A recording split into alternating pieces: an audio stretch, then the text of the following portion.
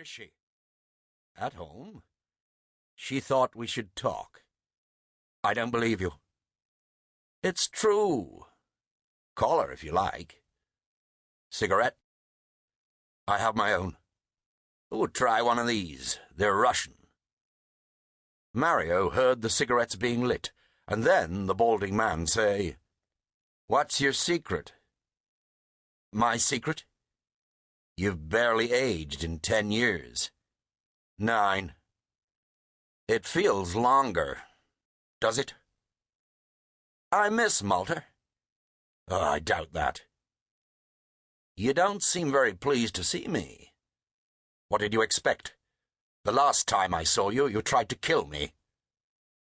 Mario almost toppled a wine-glass on table 10. Oh, is that what they told you? Asked the balding man. They didn't have to. I was there, remember?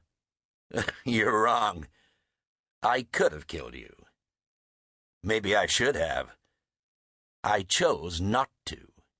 The other man gave a short snort of derision. Mario was well out of his depth now, and regretting his decision to eavesdrop. Help came in the form of a large party of diners who blew in through the door on a gale of laughter. Mario couldn't see them from where he was lurking. "Isn't that the actor everyone's talking about?" said the balding man. "I think so. I'm not sure a fedora and a cloak suit a fellow that short. He looks like a kid playing at Zorro." Definitely table 2, thought Mario, swooping from his hiding place to greet the new arrivals. Malta, April 1942. She knew the cemetery well. Not every gravestone, tomb, and mausoleum, but most. She certainly knew it well enough to tread its twisting pathways with confidence, even on a moonless night such as this. Before the blackout restrictions, she would have been assisted on her way by a constellation of flickering candles. But with the deep darkness as her only companion, she still walked with confidence and purpose. The mellow scent of pine sap came at her clear on the warm night breeze. Tonight, however, it did battle with the rank odour of decay, of putrefaction. 2 wayward German bombs, or possibly Italian, now that the Cici macaroni were back, had smacked into the hillside the previous night during a raid, reducing family tombs to rubble and wrenching coffins from the thin soil. Corpses in various states of decomposition had been scattered in all directions, their rude awakening like some dress rehearsal for the Day of Judgment.